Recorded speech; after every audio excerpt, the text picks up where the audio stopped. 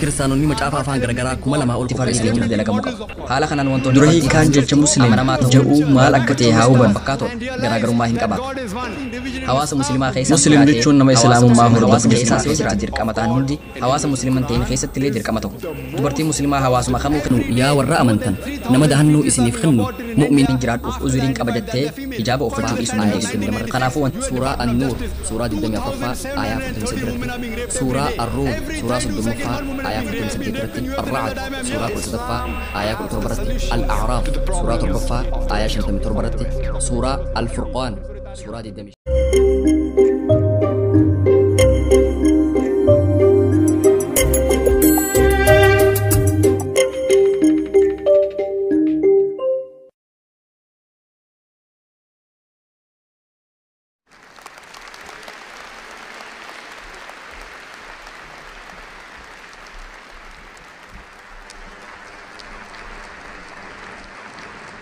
الحمد لله والصلاة والسلام على رسول الله وعلى آله وصحبه أجمعين أما بعد أعوذ بالله من الشيطان الرجيم بسم الله الرحمن الرحيم كنتم خير أمة أخرجت للناس تأمرون بالمعروف وتنهون عن المنكر وتؤمنون بالله رب اشرح لي صدري ويسر لي أمري واحلل عقدة من لساني يفقهوا قولي. The respected people on the dais, my respected elders, and my dear brothers and sisters, I welcome all of you with the Islamic greetings. Assalamu alaikum wa rahmatullahi wa barakatuh. خبجمتوتا خيسموتا والتجي قبا جرتن خبجمتوتا هنقفوتا خيج أكاسماس أوبلين خيج جالتمو هند خيسنو نجي إسلام ما تنتات السلام عليكم ورحمة الله وبركاته جئتن إسن سمجو ورباد نجيني رحمتها في برخان ربي والآن إسن هندرت هاجراتو ما تدرين هاسا وقلقل خنا قود مسلموتا حواس مسلمان تهين كيستي جا درهي كان جج مسلم جاءو مال أكتي هاوبن مسلم ججون نما إسلام ما هردف ججون إسلام جج جو هندي جج سلام يوخين نجي جو الراركمي أكسماس دبلتان جج أفان أرباخن سلم جو الراركمي خنس فإننا خير ربي والآن يفخنو ججون قبابو مت إسلام ججون فإننا خير ربي والآن يفخنو نجي أركمو ججون namni fadhinnaa isaa rabbii ol aanaaf kannee nagee harkate muslim jedhamee yaamama. Gabaabumatti muslim jechuun nama fadhinnaa isaa rabbii ol aaneef kannee nagee harkate jechuudha. Waa'ee qooda musliimoonni hawaasa musliman ta'in keessatti qaban waliin wal qabatee qoodni kun kutaalee gurguddaa lamatti qoodamuu danda'a. Inni duraa dalagaa fi gocha muslimni tokko ifii isaatiif raawwatu irratti hundaa'u. Inni lammadaa ammoo dalagaa fi gochoota hawaasa birootiin wal qabata. Qoonni duraa jechuunis dalagaa fi gocha muslimni ifii isaatiin raawwatuun wal qabatee namni sun hawaasuma fedhe keessaas jiraatu dalagaawwan sunniin wal fakkaatoodha gochaa fi dalagaan as biraa wal fakkaataadha tarii haala jiru irratti hundaa'ee wantoonni dhiifamni godhamuuf muraasni jiraachuu mala ta'ullee muslimni tokko hawaasuma fedhe keessaas jiraatu dalagaan kunniin garaagarummaa hin qaban fakkeenyaaf wanti nama muslimaa tokko wayita inni hawaasa muslimaa keessa jiraatu fardii yookiin dirqama irratti ta'u wayita inni hawaasa musliman ta'in keessa jiraatuus fardiidha yookiin dirqamu mataa fakkeenyaaf muslimni hundi rabbii ol aane Allah subhanahu wa ta'ala tokkicha qofa gabbaruu qaba hawaasa muslimaa keessaas jiraatee hawaasa musliman ta'in keessaas yoo jiraate tawhidatti amanuu qaba Allah subhanahu wa ta'ala tokkicha qofa gabbaruu qaba muslimni tokko hawaasa muslimaa keessa yoo jiraate yoo xiqqaate guyyatti salaata yeroo 5 salaatuu qaba haaluma wal fakkaatuun muslimni hawaasa musliman ta'in keessa jiraatus dalaguma wal fakkaatu tana raawwachuu qaba hawaasa muslimaa keessatti masjidni bakka hunda jiraachuu mala karaa lama tuu istireet dabartee masjida argachuu dandeessa hawaasa musliman ta'in keessatti garuu argachuu dhabuu malta ta'ullee muslimni hawaasa muslimaa keessa hin jiraannes salaata guyyaa 5 salaatuu qaba wanti kun fardiidha dirqama naannoo jiraatutti yoo masjidni hin jiraanne yoo ahuu karaa dheeraa deemuun dirqama yoo ta'e salaata isaa biiroo isaatti isaa ta'u mana dhuunfaa isaatti salaatuu qaba salaanni fardiidha salaata dhiisuuf sababa tokkollee hin qabu muslimni tokko hawaasa muslimaa fi musliman ta'in keessaas yoo jiraate zakkaa kennuu qaba yoo zakkaa kennuun itti wajjabe yoo maallaqa zakkaan irraa kennamuun itti wajjabu kuufatee qabaate sunis qabeenya warqii giraama 85 bituu ol yoo qabaate qabeenya kuufame sanirraa parsantii 2.5 waggaan kennuu qaba hawaasa musliman ta'in keessa waan jiraadhuu fi haalli jireenyaa qaalii waan ta'eef zakkaa hin kennu jechuu hin danda'u maallaqa isaa baa'ula yoo qabaate jechuunis qabeenya warqii giraama 85 bituu ol yoo kuufatee qabaate muslimni sun waggaan zakkaa kennuu qaba. If he has a saving of more than the nisab level, 85 grams of gold, he or she should give zakat every year. A Muslim, irrespective of the living. Muslimni tokko hawaasa muslimaa yookiin hawaasa musliman ta'in keessa yoo jiraate ji'a ramadaanaa soommanuu qaba. Tarii yeroo gannaatti guyyaan gabaabbachuu danda'a. Yeroo biraatti ammoo guyyaan dheerachuu waan maluuf sa'aa dheeraaf soommanuu mala. Tahullee soommanuun isarratti dirqama. Dhimma kanarraa wanti dhiifama godhamuuf hin jiru. Hawaasa muslimaatiin alaas yoo jiraate uzriin dheeffatu hin jiru. Soommanuu qaba. Haaluma wal fakkaatuun muslimni hajjii godhuu danda'u. Umriin isaa yoo ga'e yoo xiqqaate jiruu isaa keessatti yeroo tokko hajjii godhuu qaba. Humna fayyaa fi maallaqa yoo qabaate hajjii godhuu qaba. Hawaasa musliman tahiniin alaas yoo jiraate wanti uzrii dheeffatu hin jiraatu. Tarii Saudi Arabiyaa makkarraa fagaatee jiraatu danda'a. Meeshaa dheerina fagoo san ittiin deemu yoo qabaate hajjii godhuun isarratti dirqama. Yoo xiqqaate jiruu isaa keessatti yeroo tokko raawwachuun dirqama. Haala kanaan wantoonni fardii ta'an hundi dalagaawwanii fi gochawwan muslimaa kan hawaasa muslimaa keessatti dirqama ta'an hundi hawaasa musliman ta'in keessatti illee dirqama ta'u. Dubartiin muslimaa hawaasuma kamuu keessaas jiraattu hijaaba uffachuu qabdi. Hawaasa muslimaatiin ala waan hin jiraadhuuf uzuriin qaba jettee hijaaba uffachuu dhiisuu hin dandeessu. Kanaafuu wanti fardii ta'e hundi dalagamuu qaba. Haala kanaan wantoonni fardii ta'an cufti amanamaa ta'uun dhugaa dubbachuunis waluma fakkaatoodha. Garaagarummaa hin qabaatu. Haaluma wal fakkaatuun wanti hawaasa muslimaa keessatti muslima tokkorraa haraama ta'e hawaasa musliman ta'in keessaas yoo jiraates haraama ta'a. Addunyaa barbaade keessa haa jiraatu. Shirkiin hawaasa muslimaa keessa jiraatus haraama. Hawaasa muslimaatiin ala jiraatus haraama. Hawaasa musliman ta'in keessaan jiraadha yookiin biyyoota lixaa keessaan jiraadha jedhee sababaan dhiyeeffatu hin jiraatu. Shirkii dalaguu hin danda'u. Addunyaa cufa keessatti shirkiin haraama. Haaluma wal fakkaatuun zinaan sagaggaalummaanis hawaasa muslimaa keessaas haa jiraatu hawaasa muslimaatiin ala muslima irratti haraama. Kutaa addunyaa fedhe keessa jiraatus biyya muslimaa keessaas jiraatu biyya musliman ta'in keessaas jiraatu foon booyyee nyaachuun haraama. Soorata halaal hin ta'in foon maqaan rabbii osoo irratti hin dhahamin gorra'ame yookiin ammoo soorata qura'aanii hin hayyamin sooratuun hawaasa muslimaa keessaas haa jiraatu hawaasa muslimaatiin ala haraama. Gabaabumatti muslimaaf wanti fardii ta'ee fi wanti haraama ta'e addunyaa cufa keessatti waluma fakkaataadha. Bakkuma fedhee waa jiraatu. Musliimoonni gariin kan an biyyoota lixaa keessa waan hin jiraadhuuf yookiin ammoo hawaasa musliman ta'in keessa waan hin jiraadhuuf wantoonni gariin na haa laaffifamu ja'anii yaadan ni jiru. Wanti fardii ta'e fardiidha. Wanti haraama ta'e haraama. Some things are excused. What is fard is fard. What is haram is haram. As far as the other aspects are concerned, regarding mustahab, wantoota birootiin wal qabatee wantoota mustahab kanneen jajjabeeffaman kanneen akka sunnaatti ilaalamanii jajjabeeffamaniin wal qabatee haalli jiruus waluma fakkaataadha. Haa ta'u malee hamma murtaaween wanti laafeffamu ni jira. Fakkeenyaaf warra dhiiraatiif mataa isaanii waan akka koofiyaatiin haguuguun jajjabeeffamaadha. Sunnaa rasuulaati sallallahu alaihi wasallam. Garuu hawaasa musliman ta'in keessa waan jiraattuuf tarii jireenya kee irratti yoo rakkoo uumu ta'e ati ammoo rakkoo san ofirraa hambisuu yoo barbaadde dhiisuu ni dandeessa. Sababni isaa koofiyaa uffachuun islaamummaa keessatti fardii miti. Yoo uffatte ajrii dabalataa ni argatta. Yoo hin uffanne wanti dhabdu hin jiru. Haa ta'u malee ajrii dabalataa san hin argattu. Kanaafuu hawaasa musliman ta'in keessa jiraataa wantoonni mustahab ta'an sababaa tokko tokkoof yoo raawwachuu dhabde qabxii dabalataan argattu. Haaluma wal fakkaatuun wantoonni makruuh ta'an wantoonni jibbamaa ta'anis akkuma sadarkaa addunyaatti waluma fakkaataadha. Ta'us hamma murtaaween wanti laafeffamu ni jira. If qulqulleessuuf dirree bahanii dhaabbatanii fincaanuun islaamummaa keessatti jibbamaadha. Garuu biyyoota lixaa deemtanii manneen fincaanii jiran dhaabbachuu malee taa'uu yoo isiniif hin hayyamnee fi sababa saniif dhaabbattanii qulqullooytan qabxii dabalataa san hin argattan. Qabxiin hir'ifamus hin jiru. Kanaafuu fardii fi haraamaa wal qabatee wanti dhiifama godhamu tokko illee hin jiru. You don't get negative points. So as far as the fard and the harams are concerned, there is no excuse at all. As far as the other aspects are concerned, wantoota birootiin wal qabatee sunnaa fi makruuh yoo qabxii dabalataa argachuuf dalaydan mirga qabdan. Yoo hin dalayne wanti hir'ifamu hin jiru. Haa ta'u malee qabxii dabalataa dhabdan. Kan ammas ni dhiheesse amala muslimni tokko kan hawaasa musliman ta'in keessa jiraatu mul'isu kan garee duraa keessatti ramadamuudha. a behavior of a Muslim in a non-Muslim society. As far as the second category is concerned, the role Qooda muslimni hawaasa musliman ta'in keessatti qabu kan garee lammaffaa keessatti ramadamu laalla. Walitti dhufeenyaan wal qabatee gochaa fi dalagaa muslimni tokko hawaasa musliman ta'in keessatti raawwatuun wal qabatee gareen kun gareewwan xixiqqaa sadiitti qoodama.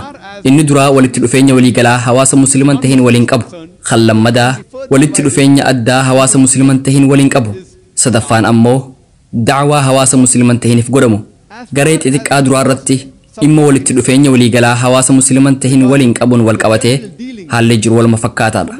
namoota musliman tahiniifis amanamoo ta'uu qabdan gaarii isaaniif ta'uu qabdan haqummaa qabaachuu qabdan garaa isaaniif laafuu qabdan dhimma waliigalaa irratti wantoota guyyuu raawwatan irratti yoo walitti dhufeenyi sun qajeelatti iimaana keessan hin miine akkuma nama muslimaa waliin jiraattanitti nama musliman tahin waliinis jiraachuu qabdan musliimoonni gariin inni muslimaa miti yoon isa sobee humaa rakkoo hin qabu warra ja'uutu jira islaamummaan akka kana gootan hayyama isiniif hin kennine nama muslimaatii fi nama musliman tahinis akka sobdan isiniif hin hayyamne islaamummaan haqa nama kamiituu akka dabsitan isiniif hin hayyamtu wal fakkaataadha wanti kun aayaalee qura'aanaa lama kan suuraa al-mumtahinaa suuraa 60ffaa aayaa 8 fi 9 irratti argaman irraa fudhatame rabbi subhaanahu wa ta'aalaa suuraa mumtahinaa suuraa 60ffaa aayaa 8 irratti akkana jedhe rabbiin isaan sababaa amantiitiin isin hin waraaninii fi manneen keessanirraa isin hin baasiniif tola ooluu fi haqaan waliin jiraachuu isin hin dhorku dhugumatti rabbiin warra haqa dalagan ni jaalataa jedhe kanaafuu bakka tanatti rabbi wanti nutti hime dhimmi nama musliman tahin irratti warri musliman tahin yoo isaan sababaa amantii teessaniitiif yookiin iimaana keessaniitiif isin hin lolin yookaan ammoo qubsuma teessan keessaa isin hin ariin rabbi namoota kanneen waliin haqaan jiraachuu fi tola isaanitti oolurraa isin hin dhorku rabbi warra haqa dalaguu fi tola ooluu ni jaalata garuu aayaan qura'aanaa itti aanu suuraa mumtahinaa suuraa 60ffaa aayaa 9ffaa irratti rabbi akkana jedhe kan rabbiin irraa isin dhorku warra sababaa amantiitiin isin waraananii fi manneen keessan keessaa isin baasan akkasumas isin baasuu irratti gargaaran jaalalloo godhachuudha namni isaan jaalalloo godhate isaan warra of miidherraayi kanaafuu namni musliman tahin yoo sababaa amantii teessaniitiif isin hin lole yookiin yoo mana keessanii isin baase akkasumas namoota sababaa amantiitiin isin waraanan yoo deeggare nama akkanaa waliin firoomuu yookiin dahannoo isa godhachuu rabbiin irraa nu dhorkee jira bakka sanatti rabbi ifatti nutti hime haala nagayaa keessatti namoota musliman tahin waliin haqaan dalaguu fi tola isaanitti ooluu akka qabnu dubbatee jira yoo namni sun sababaa amantii teessaniitiif isin hin lole yookiin qe'ee isin ari'e malee aayaan qura'aanaa tokko kan musliimoonni hedduun dogongoraan hubatantu jira rabbi suuraa annisaa suuraa 4ffaa aayaa 144 irratti akkana jedhe yaa ayyuhallaziina aamanuu yaa warra amantan muumintootaa gaditti kaafiroota jaalallee hin godhatinaa jedhe hiikkaaleen qura'aanaa hedduun jecha awliyaa jedhu hiriyaa ja'anii hiikan kanaafuu hiikkaan isaa yaa warra amantan muumintootaa gaditti kaafiroota hiriyaa hin taasifatinaa ta'a garuu akkaan ayyaadutti inni kun hiikkaa dogongoraati jechi awliyaa jedhu nama dahannoo namaaf kennu ja'amee hiikamuu qaba kanaafuu hiikkaan sirriin yaa ayyuhalladhiina aamanuu yaa warra amantan nama dahannoo isiniif kennu mu'mintoota caalaa kaafiroota hin godhatinaa kaafiroota musliimoota irra caalchisuun warra dahannoo isiniif kennan hin godhatinaa jechuu ta'a dhaamsi wal fakkaataan suuraa almaa'idaa suuraa 5ffaa aayaa 57ffaa fi 58ffaa irratti ibsamee jira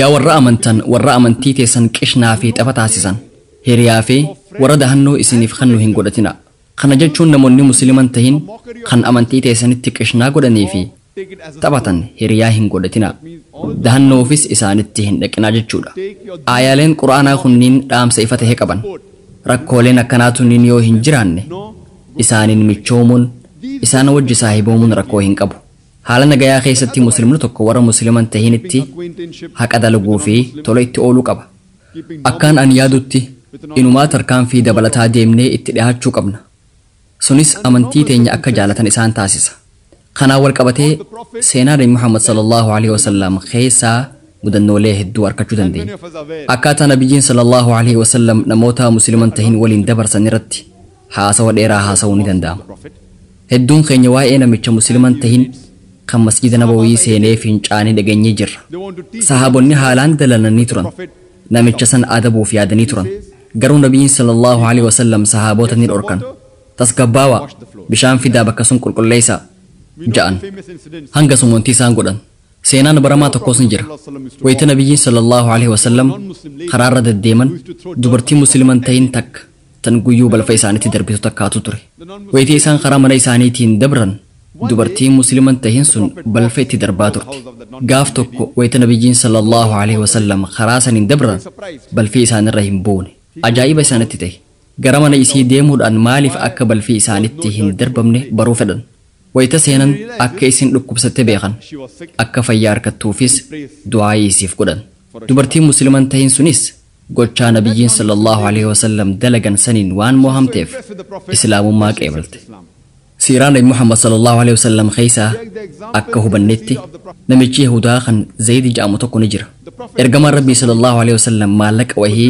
isarraa liqeeffatanii turan haa ta'u malee guyyaa maallaqni sun itti deebifamu dursee rasulatti dhufee maallaqa isaa gaafate akkaataan inni itti gaafate akkaataa fokkotaa ture maallaqa kiyyanaa kanne je'ee dubbii fofokkottuu dubbataa ture yeroon silaa itti kafalamuuf hin geenye umar ibn al-khattaab radiyallahu anhu ni dallane yaa adawwii rabbii osoo silaa muslimootaa fi yahudaa jidduutti walii galteen nageenyaa mallatteeffamuu baate nabiyyitti haala kanaan dubbachuu keetiif mormaa sirraa mura je'een akkuma beeynu umar ibn al-khattaab radiyallahu anhu nama haqa hojjechuun beekamu namni tokko akkamitti haala suniin nabiyyitti dubbata sababa je'uun hedduu dallan nabiyyiin sallallahu alaihi wasallam yeruma san jidduu seenanii umar radiyallahu anhu akka tasgabbaa'u itti himan akkasumas yahudicha kanaaf maallaqa isaa kanniif dabalataanis waan isa sodaachifteef qabeenya gaalonni 20tti qixxaawu kanniif ja'anii umar ajajan guyyaan maallaqni itti deebifamu waan hin geenyeef silaa namichi sun mirga maallaqa san gaafachuu hin qabu haa ta'u malee umar namicha musliman tahin san waan sodaachiseef nabiyyiin sallallahu alaihi wasallam maallaqa isaa deebisuudhaan cinatti waan gaalonni 20 ta'u akka isaaf kennu ajajan alhamdulillah yahudichi sunis dalagaa nabiyyiitiin sallallahu alaihi wasallam waan gammadeef islaamummaa qeebale kanaafuu musliimoonni warra musliman tahinitti haqa dalaguu fi tolatti ooluu qaban nuti fakkeenya sirrii isaaniif ta'uu qabna isaanis saniin hordoftoota amantii nagayaa akka taane beekuu qaban muslima jechuun nama fadhinnaa isaa rabbii ol aaneef kennuun nagaya argata jechuudha kanaafuu walitti dhufeenya waliigalaatiin wal qabatee nuti haqa dalaguu fi tola ooluu qabna haa ta'u malee waan of eeggachuu qabnutu jira yeroo hunda wayita mata duree kanarratti haasa'u waan hin dubbii tiyya keessatti ibsutu jira nuti nama musliman tahin sanirratti dhiibbaa uumuu yoo hin dandeenyu ta'e isaan wajjin saahibamuun rakkoo hin qabu garuu faallaa saniitiin yoo kan inni dhiibbaa nurratti uumu ta'e rakkoodha namni musliman tahin sun yoo ka dhiibbaa nurraan ga'u ta'e rakkootu jiraata sababni isaa namoota garagaraa lama jidduutti walitti dhufeenya yoo jiraate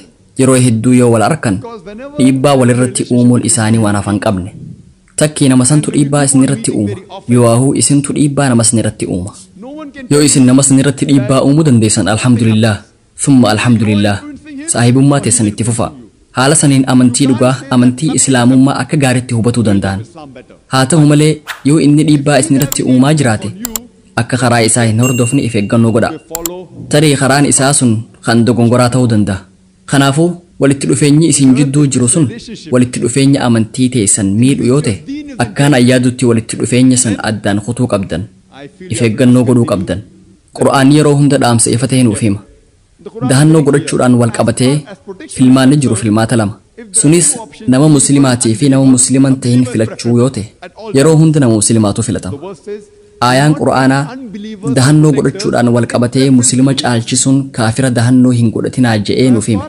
kanaafuu hanga amantiin teessan rakkoo keessa hin galinitti akkasumas nama musliman tahin san irratti dhiibbaa uumuu dandeessu taanaan alhamdulillah badhaasa rabbiitiin alhamdulillah an hiriyoota musliman tahin kan dhibbaan lakkaawaman qaba maasha allah kanneen dhibbaan lakkaawaman hinduu kiristaanaa fi kanneen birootis hangaan an beekutti hundi isaanii kabajaanaaf qaban andaa'ii ta'uu kiyya ni beekan awwaa'ee amantiitiin barsiisa alhamdulillah kanumaa waliinuu na kabajan kanaafuu yoo dhiibbaa isaanirratti uumuu ka dandeessan taatan hiriyoonni sun gaariidha in terms of special relationship where your deen is in danger I'll let you give an example Allah says in the Quran walitti dhufeenya addaa namoota musliman tahin waliin qabdan akkamitti akka amantii teessan miidhuu danda'u fakkeenyaan isiniif kan rabbi qur'aana keessatti suuraa al-baqraa suuraa lammaffaa aayaa 221 irratti akkana jedhe dubartoota mushrikaa hin fuudhinaa hanga isaan amananitti dubartiin mushrikaa hanguma feetes isin gammachiistu gabrittii mu'minaatu irra toltu mushrikaa caala kana jechuun namni muslimaa tokko dubartii musliman tahin dubartii sanama gabbartu tan shirkii dalaydu fuudhuu hin danda'u yoo isiin amante malee yoo isiin muslima taate malee yoo isiin mu'mina taate malee sababni isaa intalti muslimaa intalti mu'minaa intalti rabbitti amante dubartii mushrikaa ni caalti intalti rabbitti amanne osoo isiin na fuudhisin jetteehu dubartoota dachi tanarra jiran keessaa irra bareedduu osoo taateehu dubartii dureettii dachi tanaa osoo taateehu dubartii mu'minaa tan hiyyummaa qabduus taatu tan bifaanis hin bareennees taatu irra toltuu dubartii mushrikaa ni caalti. Haalli wal fakkaataan kun saala faallaatiifis ni dalaga. Dubartii mu'minaa dhiira mu'minan tahinitti dhiira mushrika tahetti hanga inni amanutti malee itti heerumuu hin qabdu. Mu'minni dhiiraa gabra osoo tahillee nama shirkii dalagu ni caala. Namni mushrikaa sun osoo isin fuudhuu barbaade dhiira dachira jiru keessaa irra bareedaa osoo tahillee dhiira dureessa dachi tanaa osoo tahillee tarii mootii biyyaatis osoo tahe mu'mina humaa hin qabneetu isa caala. Mu'minni dhiiraa hiyyeessaas yoo tahe fokkotaas osoo tahe nama mushrikaa san caalaa gaa'elaaf filatamaadha. Kanaafuu bakka tanatti walitti dhufeenyaan wal qabatee yoo nama musliman tahinitti heerumte yookiin intala mushrikaa fuute yookiin dhiira mushrikaatti heerumte amantiin tee rakkoo keessa seenti. Sababa kanaaf namni muslimaa nama musliman tahin yookiin mushrika waliin bultii akka hin jaaranne dhorkame. Kanaan ala haala baramaa keessatti nama musliman tahinitti tola ooluu qabdan.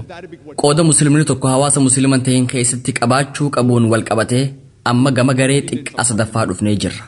Gareen xiqqaa sadaffaan da'waadha. Da'waa jechuun maal jechuudha? Namoonni naannawa Indiyaa irraa dhufan jecha da'waat jedhu ni beekan. Jecha da'waat jedhu dhageenyaan wani sammuutti isaan dhufu waa'ee ruuza, biriyaanii fi pilaawoti. Da'waa yookiin da'waat jechuun biriyaanii yookiin pilaawoti jechuu miti. Da'waa jechuun yaamuu afeeruu jechuudha. Afeerraan ammoo nama alaatiif godhama. Kanaafuu da'waa jechuun qajeelatti nama musliman taane gara islaamaatti yaamuu jechuudha. Wayita nama muslimaatti waa'ee islaamaa himnu jechi qajeelatti gocha san ibsu islaah kan jedhu kana. Hiikaan isaatis suphuu yookiin fooyyeessuu jechuudha. Garuu nama musliman taanetti waa'ee islaamaa wayita himnu wanti dalagaa jirru afeerraa waan ta'eef jechi qajeelaan ibsu da'waa kan jedhu kana. Jechi da'waa jedhu kun yeroo ammaa nama muslimaatti waa'ee islaamaa himuu fi nama musliman taanes gara islaamaatti yaamuuf hojiirra kan oolaa jiru ta'us qajeelatti da'waa jechuun nama musliman tahin gara islaamaatti yaamuu jechuudha. Da'waa godhuun nama muslima ta'e hunda irratti fardiidha. Keessattuu namoota muslimaa kan hawaasa musliman ta'een keessa jiraatan irratti fardiidha. Haasawa kiyya wayitaan jalqabu aayaa qura'aanaa tokko suuraa Ali Imraan suuraa sadaffaa aayaa 110 irraa hin ibsuu jalqabe. Rabbiin subhaanahu wa ta'ala akkana jedhe. Kuntum khayra ummatin ukhrijat linnaas. O Muslims, ye are the best of people evolved from mankind. Isin ilma namaatirraa irra caalaa ummataa taatanii jirtan. Rabbi khayra umma caaltuu ummataa je'enu yaamuun kabajaa nuuf kenna. Wayita kabajaan namatti godhamtu ammoo itti aansee itti gaafatamummaatu dhufa. Yoo itti gaafatamummaan jiraatte malee kabajaan hin argamtu. Fakkeenyaaf mana barumsaa keessatti daarektarii barsiisota caalaa kabajaa qaba. Barsiisonni ammoo barreessituu caalaa kabajaa qaban. Haa ta'u malee yeroo wal fakkaattuu sanitti daarektarii barsiisota caalaa itti gaafatamummaa qaba. Barsiisonninis barreessituu caalaa itti gaafatamummaa qaban. Yoo itti gaafatamummaan jiraatte malee kabajaan hin jirtu. Rabbiin quraana keessatti khayra umma je'eenu yaamuudhaan kabajaan nuuf laate. Isin musliimoonni ummata dachii tanarratti uumame hunda caalaa caaltuu ummataati nuun jedhe. Eegasuu itti gaafatamummaan qabnu seetanii deebisaan aayama wal fakkaataa san keessatti ibsame. Rabbi itti fufuudhaan akkana jedhe. Ta'muruuna bilma'ruufi wa tanhawna 'anil munkari wa tu'minuuna billaah. Sababni isaa nuti toltutti ajajna hamturraa dhoorkina rabbitti amanna. Yoo toltutti ajajnee hamturraa dhoorkine malee warra khayra umma ja'amee yaamame san keessa seenuu hin dandeenyu. Muslima ja'amnee yaamamuudhaaf hin mallu. Muslima hundarratti namoota musliman tahin afeeruun dirqama taasifamee jira. Gara toltutti isaan yaamuu hamturraa isaan dhoorkuu fi rabbitti amanuun dirqama muslima hundaati. Rabbi suuraa Muhammad suuraa 47ffaa aayaa 38 irratti akkana jedhe. Yoo dalagaa teessan hin dalayne dirqama rabbiin isinitti kenne yoo bahuu diddan wa in tawallaw yastabdil qawman ghayrakum yoo duubatti deebitanis rabbiin namoota biraa kan isin hin tahin bakka teessan buusa. ثم لا يكونوا أمثالكم إسان إيغسي أكا خيسانين تهان يو دلقاتي سن دلقو جدا يو أجج ربي هردفو جدا ربين بكتيسن نموت برو بكبوسا نمو نسون أمتها على عمل أداك أبوتان ربي سورة البقرة سورة لمفا آيات إبتكو في أفرطمي سدرتي نوتي أمت جدو غليسا إسن تاسفني سنس نموت إرت رقا كتاتني في ergamaalleen akka ragaa isinirratti ta'uuf je dhaamsa islaamaa nama musliman tahinitti geessuun dirqama muslima hundaati. Gaafiin isin gaafachuu barbaada. Fakkeenyaaf dalagaaf jecha mana keessanii baatanii deemtan. Namni ollaa keessanii tokko ammoo haadha teessan arrabse. jechoota fofokkotoo fayyadamee haadha teessan arrabse. Wayita gara manaa deebitan ollaan keessan sun haadha teessan arraba hamaadhaan arrabsuu yoo beeytan maal gootan? Maal gootan? Wayita gara manaa deebitan ollaan keessan sun lafumaa ka'ee haadha teessan arraba hamaa arrabsuusaa yoo bartan maal gootan? Maal gootan? Isa tumtanii? Isa miitanii? Isa ajjeeftanii? Obboleessi tokko nin tuma jedhe. Kan biraa ammoo isaan miidha jedhe. Kan sadaffaa ammoo nin ajjeesa jedhe. Wayita gara manaa deebitanii ollaan keessan sababa malee haadha teessan jecha fofokkotaan arrabsuu isaa beeytan. Gariin ni tumtan, gariin miidhaarraan geessan, gariin ammoo ni ajjeeftan. Walumaa galatti ollaan keessan sun barumsa wahii akka harkatu godhamuu qaba kan jedhu yaaddan. Akkasimo akkasii miti. Yoo ifii godhuu dadhabdanillee nama biraa kan raawwachuu danda'utti qaxartan. Akkasimo akkasii miti. Eeyyan sababni isaa haadha teenya ni jaalanna. Haadha teenya ni kabajna. Waliigallee ollaan keenya sun badii isaarraa barachuu qaba kan jedhutti amanna. Gaafiin tiyetana addunyaa tana keessatti wanti haalaan jaallattan maali? Tokkoffaa irratti eenyuun haalaan jaallattan? Allah. Nuti Allah subhaanahu wa ta'ala haadha teenya caalaa, abbaa keenya caalaa, haadha warraa teenya caalaa, ijoollee teenya caalaa jaalanna. Tokkoffaa irratti isa jaalanna. Nama muslimaa barbaaddan yoo gaafattan deebisaan wal fakkaatti. Wanti ati haalaan jaalattu Allah. Rabbi Qur'aana keessatti suuraa Maryam suuraa 9ffaa aayaa 88 hanga 92 irratti akkana jedhe. وقالوا اتخذ الرحمن ولدا يهودا في نصاران رحمن المقدة جأن لقد جئتم شيئا إدا أقمت إسن وان فقطا في الدنيجرتن تكاد السماوات يتفطرن منه وتنشق الأرض وتخر الجبال هدا دبيتنا الراسمين بكاكو دتشينيس رودو في غارينيس چچبني ديغمو فدهاتن ربي سبحانه وتعالى نمني توكو ربي المار كتجي وان دبته فجج osoo silaa samiin miira qabaattee ni babbaqaydi osoo dachiinis miira qabaattee silaa ni dhodhooti gaarreenis silaa caccabanii kufan kun hundi waan namni tokko rabbiin ilma godhate je'eef mudata sababni isaa wanti irra hamaan irra fokkotaan ati rabbiin jechuu dandeessu ilma godhate isaan jechuudha.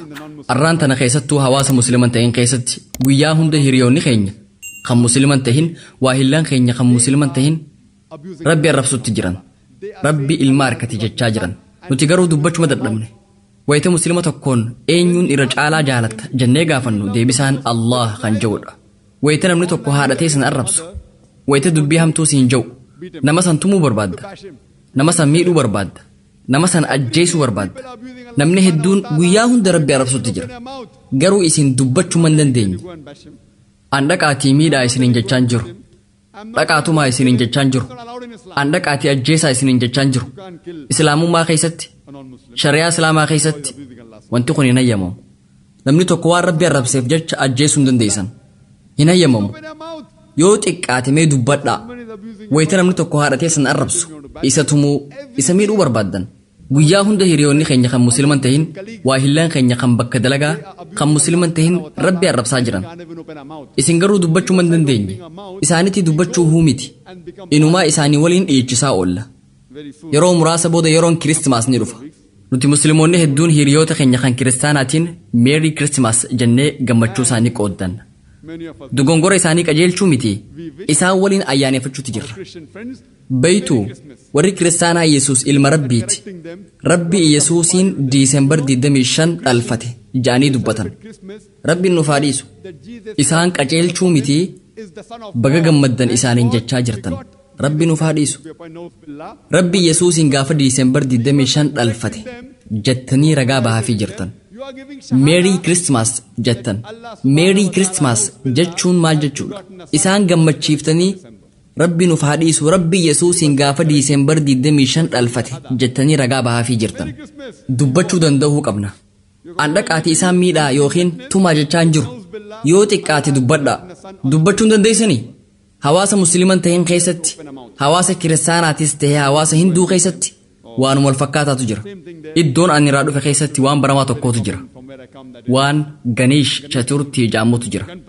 musliimoonni hedduun ayyaana kanarratti ni hirmaatan wayita parasaad yookiin nyaata xiqqoo sanama dura kaayan san musliimoonni haraama ta'uu isaanii beekan garuu hiriyaa keenya akkamitti mufachiifna ja'an hiriyaan isaanii waan itti mufatuuf bismillaah ja'anii sanama dura kaayan kanaafuu boru bismillaah ja'anii foon booyyee nyaachuuf deeman bismillaah ja'anii farshoo dhuguuf ta'an ummata muslimaa kana maaltu mudate dubbachuma dadhabne bar waan salphaadha na amanaa dubbachuun waan salphaadha afaanuma keessan qofa banuutu isinirraa eegama arrabsuu hin qabdan mirga isaanii dhiibuu hin qabdan qur'aanni ifatti suuraa al-an'aam suuraa 6 aaya 108 irratti akkana jedhe warra rabbii gaditti waan biroo gabbaran hin arrabsinaa beekumsaan maletti jibbaadhaan rabbi arrabsuu danda'an jedhe kanaafuu isaan arrabsuu hin qabdan wanni godhuu qabdan gaafii sasalphoo taate gaafachuudha haalaan salphaadha language against them. Only thing you have to ask them simple questions.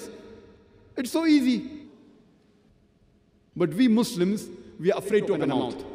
garuu nuti musliimoonni dubbachuun sodaanna daawaa isaanitti godhuu sodaanna sababni isaa yoo daawaatti goone hiriyummaatiin nyaatu adda cita jenna akkas taatu nuti rabbii wajji hiriyoomuu caalaa warra musliman taane hiriyoomfachuu caalchifanna jechuudha ammoo na amanaa isin yoo dhugaa dubbattan isaan isin kabajan kun muuxannoo nan jireenya kiyya keessatti arge wayitaan kolleejjii fayyaa ture sanittis rakkoo keessa seeneen beeku wayitaan Mumbai keessatti baradhu lakkoofsi musliimotaa haalaan xiqqaadha parsantii 5 fi 6 wayitaan an warra musliman ta'initti haasa'u hiriyoonni kiyya kan muslimaa na baqatan rakkoo keessa nu buusuu deema jaanii na dheessan garuu an takkaa rakkoo mudadheen beeku namni musliman ta'in tokkolleen kan kolleettaa kiyya qabee na hudhen jiru alhamdulillah wayita dhugaa dubbattan isaan isin kabajan wayitaan kolleejjii fayyaa keessa ture sanitti qormaata afaanii dabruun dirqama ture barumsa hundaaf qabxiin walakkaan qormaata afaaniiti yeroo sanittis an profeesaroota kiyyatti daawaan godhaa ture namoonni yoo daawaa hedduu itti goote sukuffisannaan jechaa turan anis deebisee yoo rabbiin fedhee ammaas waggaa tokkoof as turtee isaanitti daawaa godhuu qabda je'ee natti murteesse rakkoon qabuun ja'an alhamdulillah maal sodaanna dubbachuu qabna akka carraa ta'ee nuti musliimoonni sodaachuutti jirra jaalala rabbii cimsachuu caalaa warra musliman taane waliin jaalala cimfachuu filanne rabbi quraana keessatti suuraa al-baqraa suuraa 2 aaya 120 irratti akkana jedhe walan tardaa anka al-yahuud walan nasaaraa hattaa tattabi'a millatahum yahudootaa fi kiristaanonnis hanga ati amantii isaanii hordoftutti sirraa hin jaalatanii jedhe rabbi suuraa al-baqraa suuraa 2 aaya 111 irrattis akkana jedhe وقالوا لن يدخل الجنة إلا من كان هودا أو نصارى يهودا يوخين كريستانا ملي نمني برو جنة سينو جان اسم مسلموني كجلوم ماس كباتن صلاة تيس جراتن أدتي سنرى ملتو سجودا تيس كباتن رمضانا صومنتن حجيس غوتن هنگا كريستانا يوخين يهودا تاتنت ملي أبدا جنة سينتن جان جئين نتهما أماس آياني قرآن خون اتفوفون تلك أمانيهم كن هوي إسانيتي قل جئي هاتوا برهانكم رجا خيسا فدا إن كنتم صادقين يو ورا لغا دبتو تاتا نمني توكو يو وان توكو دبته هاتوا برهانكم رجا خيسا فدا إن كنتم صادقين يو ورا لغا دبتو تاتا جاءني جئن في مربين قدان سبحانه وتعالى كريستانوني مجافا أفان غرغرا كمالا ما أول قبئساني جران كريستانوني مجافا أفان غرغراتين كمالا ما أول قبئساني جران مجافني خيا كنا جاء macaafni xiyyaas akkana ja'an nuti hoo maal godhuu qabna usneetuma ija guduunfannee hordofuu qabna namni tokko yoo waraqaa eenyummaa isaa isiniif dhiyeesse maal gootan waraqaan sun sirrii fi sirrii ta'uu dhabuu isaa adda baafattan yoo isaan macaafni dubbii rabbiitiin nun ja'an maal godhuu qabna barreeffama sanniin qorachuu qabna nu keessaa muslima meeqaatu barreeffama isaanii qorate macaafa isaanii fayyadamnee isaanitti daawaa godhuu miti mishinariiwwan kiristaanaa kunniin qur'aanuma keenya fayyadamanii daawaa nutti godhaa jiran mishinariiwwan kiristaanaa kunniin hulaa teenya dadhawanii gaafii nu gaafachaa jiran hulaa muslimaa dadhawanii beeka qur'aanni keessan macaafni kitaaba rabbiiti jechaan jiruu jaan hedduun keenyaas jennee deebifna gaafiin itti aanu ammoo eegasiifuu maaliif macaafa jalan deemne kan ja'utti aansuuf deeman tanaaf ammoo nuti deebisaan qabnu gaafiin itti aantu tan nu gaafatan maqaan nabiyyii keessanii kan xumuraa fi goolabbii nabi Muhammad sallallahu alaihi wasallam qur'aana keessatti yeroo meeqa ibsame jaanii gaafatan yoo qabeetan taatan yeroo 5 yeroo 4 Muhammad yeroo tokko ammoo Ahmad jaamee ibsame jettanii deebiftan maqaan Yesuus Kiristoosoo yeroo meeqa qur'aana keessatti ibsame jaanii gaafatan yoo kan hin beekne taatan isaanumaatu maqaan Yesuus Kiristoos Qur'aana keessatti yeroo 25 ibsamee jira jee isinitti hima. Itti aansanii gaafii biraa isin gaafatan. Eenyutu caalaree? Nama maqaan isaa yeroo 25 Qur'aana keessatti ibsame moo nama maqaan isaa yeroo 5 qofa Qur'aana keessatti ibsameetu caala? Ja'anii gaafatan. Gaafii tana isin gaafatan. Garuu deebisaa isiniif hin kennan. Akka sammuun teessan itti yaadduuf isinitti dhiisan. Ammaas gaafii birootti itti aansan. Nabi Muhammad abbaa fi haadha ni qabaa ja'anii gaafatan. Nutis abbaa fi haadha ni qaba jennee deebifna. Yesuus Kiristoosoo abbaa fi haadha ni qabaa ja'anii isin gaafatan. Akkuma Qur'aana keessattuu ibsamee jiru. Iisaan alayhi salaam haadha ni qaba garuu abbaan qabu. Kanaafuu nutis dubbii tanaan walii galla.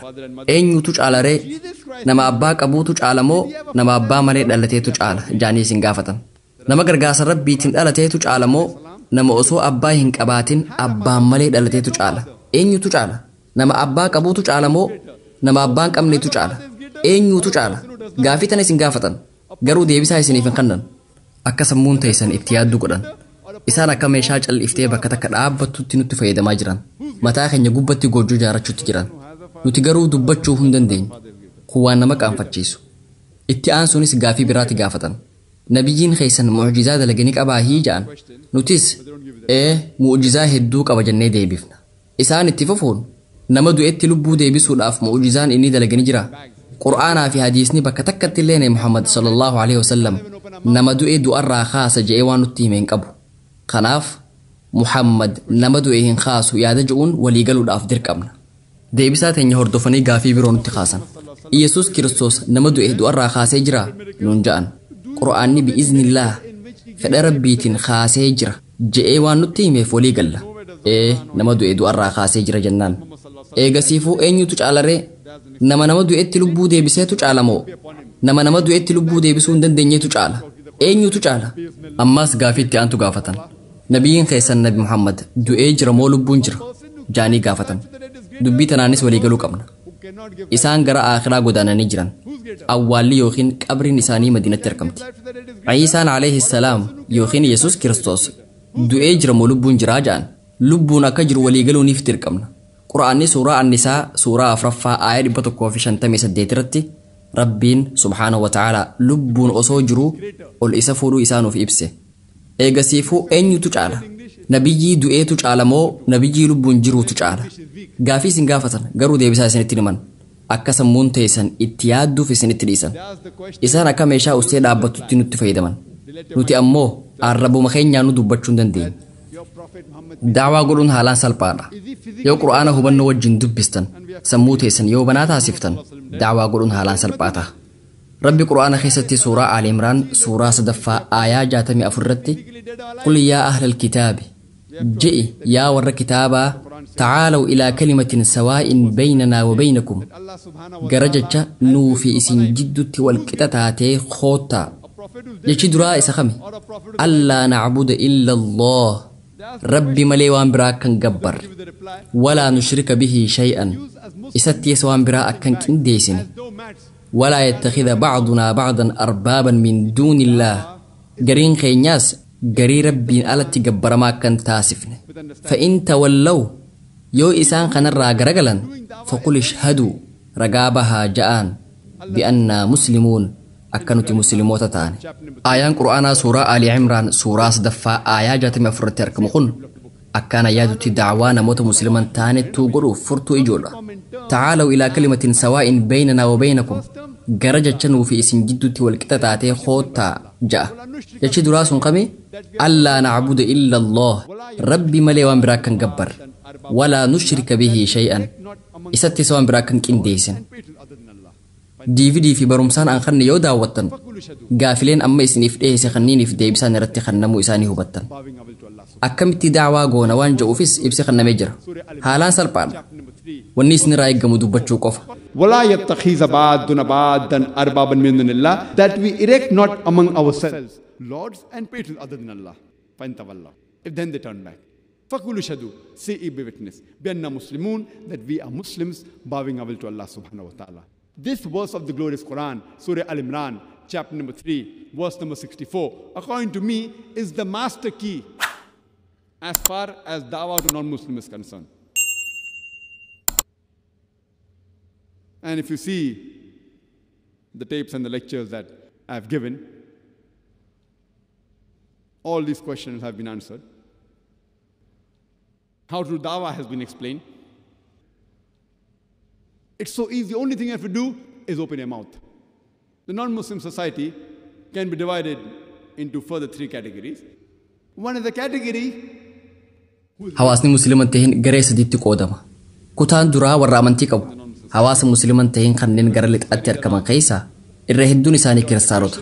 Garuu kanneen keessaa kan seeraan amanticha hordofan muraasa. Isaan kitaaba macaafa jedhamu jala deeman.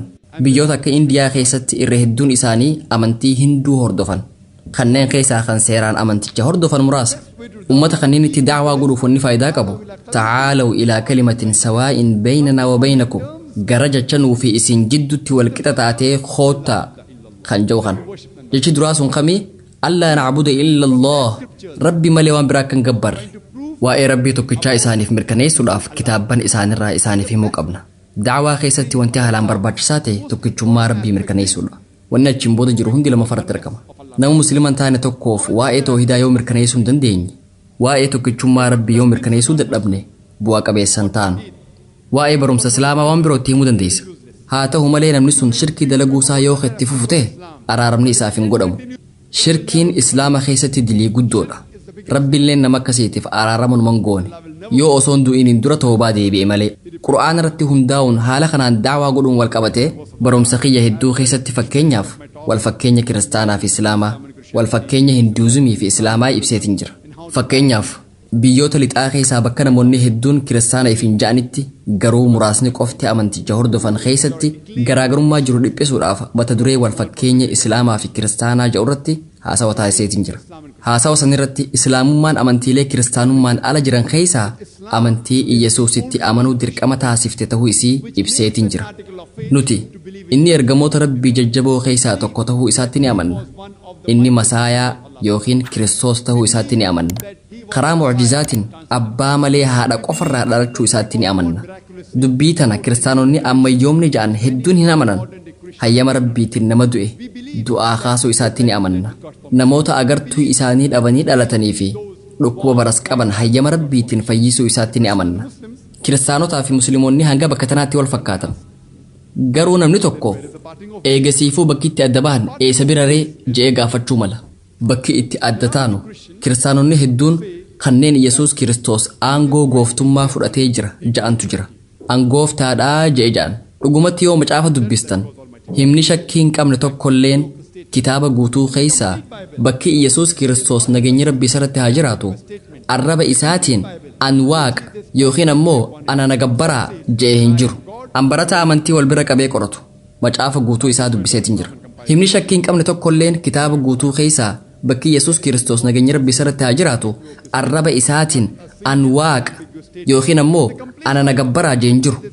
Dhugumatti yoo macaafa dubbistan Yesuus Kiristoos nageenyi rabbii irratti haa jiraatu arraba isaatiin wangeela Yohannis boqonnaa 14 lakkoofsa 18 irratti abbaan kiyya na caala jedhe. Wangeela Yohannis boqonnaa 10 lakkoofsa 29 irratti abbaan kiyya hunduma caala jedhe. Wangeela Maatiyos boqonnaa 12 lakkoofsa 28 irratti an hafuura waaqayyootiin hafuura hamtootaa baasa jedhe. Wangeela Luqaas boqonnaa 11 lakkoofsa 20 irratti an humna waaqayyootiin hafuura hamtootaa baasa. Wangeela Yohannis boqonnaa 5 lakkoofsa 30 irratti an ifirraa kaasee waan takkallee dalaguu hin danda'u waan dhagaheen murteessa. Murteen tiyyaas tan haqaati. An fadhinnaa tiyya faana bu'uu hin danda'u. Fadhinnaa abbaa kiyyaa jalaan deemaa jedhe. Namni fadhinnaa tiyya osoo hin taane fadhinnaa rabbii ol aanaatiin guutuu fedha jedhe muslima. Yesuus Kiristoos nageenyi rabbii irratti haa jiraatu muslima. Ifaan ifatti kitaaba hojii ergamtootaa Acts boqonnaa 2 lakkoofsa 22 irratti dhagaa yaa uummata Israa'el Waaqayyoo harka Yesuus nama Naazireet kanaan hojii aangoosaa dinqii fi milkita garagaraa kan isin beeytan isin jidduutti hojjechuu isaatiin fudhatamaa isa godhee ja'a. Waaqayyoo harka Yesuus nama Naazireet kanaan hojii aangoo isaa dinqii fi milkita garagaraa kan isin beeytan isin jidduutti hojjechuu isaatiin fudhatamaa isa godhe. Kanaafuu yoo macaafa isaanii dubbistan kitaabuma isaanii keessaa Yesuus Kiristoos nageenyi rabbii irratti haa jiraatu aangoo gooftummaa fudhachuu dhabuu isaa mirkaneessuu dandeenya. Inni ergamaa rabbii ol aaneeti. Kitaabuma isaanii keessaa waa'ee dhufiinsa ergamaa xumuraa fi goolabbii Nabi Muhammad sallallahu alaihi wasallam kitaabuma isaanii keessaa mirkaneessuu dandeenya. kanuma qofratti haasawa dheeraa godhuu dandeenya kakuu haarawa kitaaba Dutroonoomii yookiin keessa deebii boqonnaa 18 lakkoofsa 18 kitaaba Isaa yookiin Isaayyaas raajichaa boqonnaa 29 lakkoofsa 12 Song of Solomon yookiin weedduu boqonnaa 5 lakkoofsa 16 kakuu haarawa wangeela Yohannis boqonnaa 14 lakkoofsa 16 wangeela Yohannis boqonnaa 15 lakkoofsa 26 wangeela Yohannis boqonnaa 16 lakkoofsa 7 wangeela Yohannis boqonnaa 16 lakkoofsa 12 hanga 14 tti himamee jira waa'ee dhufiinsa Nabi Muhammad sallallahu alaihi wasallam waan himame lakkoofsa isaa qofa macaafa keessaa himuu ni dandeessan yeroon qabnu waa'ee wantoota kanneenii akka haasofnuuf nuuf hin hayyamtu kaaseta kiyya kan wal fakkeenya islaamaa fi kiristaanaa yookiin ammoo Muhammad sallallahu alaihi wasallam macaafa keessatti ija ulaaluu dandeessan haaluma wal fakkaatuun hawaasa musliman taane kanneen akka hinduu keessa yoo jiraattanis kitaaba keenyaa fi kitaaba isaanii itti fayyadamuun gara dubbii waloo ta'ee dhufuu dandeessan hawaasa buduhaa keessa yoo jiraattanis akkasuma yahudaa keessa jiraattan taanaanis malli jiru wal fakkaataadha kan amma isinii dhiyeesse kun waa'ee garee warra musliman tahinii kanneen amantii hordofna ja'anii yaadaniiti. One category of non-Muslims is concerned, those who are religious.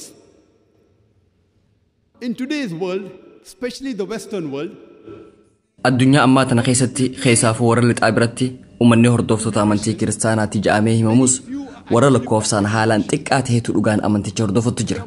Wanti haalaan uummata garasii hawwate saayinsii fi teknooloojiidha.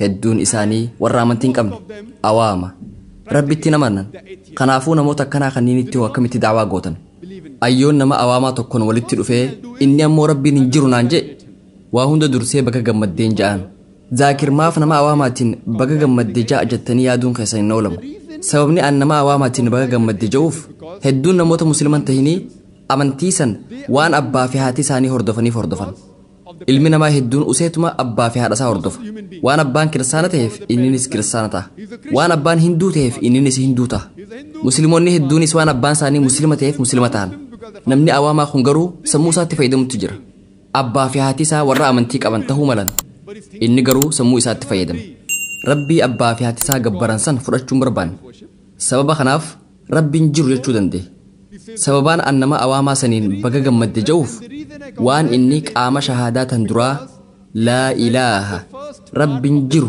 jettu jeefi kanaafuu dalagaan silaanarraa barbaadamtu cinaan naaf dalagamtee jirti. the only thing I have to do is wanni narraa eeggamu kanaafe isii illallah jettu qofa ibsuudha.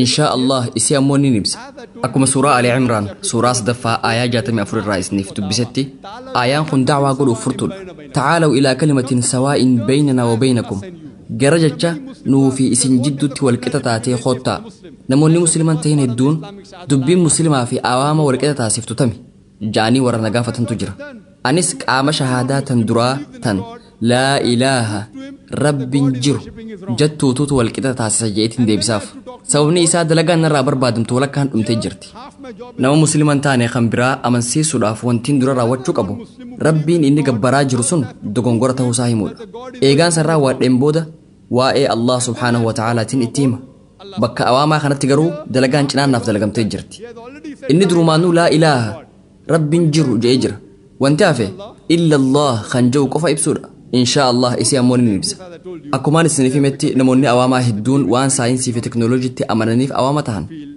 saayinsiin haalaan guddatte ja'anii waan amananiif awaama tahan eegaan baga gammadde je'eeniin booda gaafin isa gaafadha sunis meeshaa wahii ni jirti je'i yaadi meeshaa namni addunyaarra jiru cufti hin argin namni tokkolleen hin garre osoo meeshaa tana si dura fidanii akkaataa meeshaan tun itti dalayduu fi waa'ee meeshaa tanaa qaamni isii himu eenyu ja'anii yoo si gaafatan maal jettee deebista meeshaan amma dura ilma namaatiin argamteen beeyne takka yoo nama awaamaa dura kaayamte qaamni akkaataa meeshaan tun itti dalaydu siif himu eenyu ja'amee yoo gaafatame awaamni sun deebisaa akkamii isiniif kennuu danda'a deebisaa hoo isiniif kennuu danda'a deebisaa akkamii isiniif kennuu danda'a uumaa oomisha gariin uumaa gariin oomisha gariin hojjetaa gariin kalaqaa jechuu danda'a waanuma fedhanis jaan waluma fakkaatti hundaafuu waan inni jeessan sammuu keessatti qabadhaa namni awaamaa sun uumaa oomisha hojjetaa kalaqaa jee isiniif deebisuus hiikkaan waluma fakkaatti qopheessaas jechuu danda'a tana sammuu keessatti qabadhaatii itti fufaa gaafii itti aantu gaafadhaa hawaan kun akkamitti argamuu danda'e namni awaamaa sun hawaan kun duraan neebulaa takka qofa ture itti aansun walirraa fottoqeensa yowaahuu dhoohinsaatu dhufe biig baang kanaanis gaalaksiiwwan urjiileen aduun pilaanetotaa fi dachiin irra jiraannutuun uumamuu dandeesse waan kana biig baang jaanii yaaman itti aansun nama awaamaa kana waa'ee biig baang kana yoom beeytan jettanii yoo gaafattan waggaa 30 dura waggaa 40 dura beeyne je'ee isiniif deebisa itti aansun waa'ee biig baang ati haasoftu kun qur'aana keessatti waggaa 1400 dura suuraa anbiyaa suuraa 21ffaa aayaa 30 irratti ibsamee jira alam ya'ni lilladhiina kafaruu sila isaan kafaran hin beekani anna as-samaawaati wal arda kaanataa ratqan fafataqnaahuma samii fi dachiin walitti maxxantuu qaama tokko turan eegasii adda isaan baafnee ja'a waa'een biig baang ati haasoftu kun waggaa 1400 dura qur'aana keessatti ibsamee jira waa'ee kana waggaa 1400 dura qur'aana keessatti eenyutu himuu danda'a namni awaamaa sun tarii wanti kun durdurii ta'uu danda'a jechuu mala waliin mormina gaafitti aantu gaafadhaa dachiin irra jiraannu tun boca akkamii qabdi namni kunis duraan ilmi namaa dachiin tun diriirtuudha jee amanaa ture bara 1577tti namni faransiis diraakee jedhamu dooniin eegala lafa naannaween booda dachiin boca geengotti dhihaatu qabaachuu isii beeke je'ee deebise quraanii dachiin tun boca geengotti dhihaatu akka qabdu waggaa 1400 dura suuraa annaaziyaat suuraa 79ffaa aayaa 30 irratti rabbiin akkana jeebse wal arda ba'da dhalika daxaaha san booda dachii boca hanqaaquu taasifne dachiin irra jiraannu tun akka kubbaatti geengoo miti boca geengootti dhihaatu qabdi fiixeewwan lamaan gubbaa fi jalaa diriiraadha jechi quraana keessatti bakka kanatti ibsame kan daxaahaa jedhu hiikaan isaa inni tokko diriirsuu hoggaa ta'u kan lammadaa ammoo hanqaaquu jechuudha qajeelatti ammoo hanqaaquu guchii ibsuudhaaf tajaajila hanqaaquu guchii wayita xiinxaltan bocnis joosfeerikaal ta'uu hubattu xiinxalaa quraanni dachiin tun boca joosfeerikaal boca geengotti dhihaatu qabaachuusii waggaa 1400 dura ibse nama awaamaa kana waa'ee kana quraana keessatti eenyutu ibsuu danda'a jettanii gaafattan tarii nabiyyiin keessan nabi muhammad nama hayyuu ta'uu mala isiniin ja'a ammaas waliin morminaa itti fufaa ifaan addeeysaa yookiin baatii ifaa mataa isaati moo ifaa balaqqeessa'e ja'a gaafadhaa inni deebisee duraan ifni addeeysaa ifaa isaati jaamee amanama dhiheenya kanatti ifaan addeeysaa ifaa mataa isaa akka hin taanee fi ifaa adurraa balaqqeessa'e akka ta'e beeynee jirra je'ee deebisa akka saayinsiitti kaleessa jechuun waggaa 40 dura waggaa 50 dura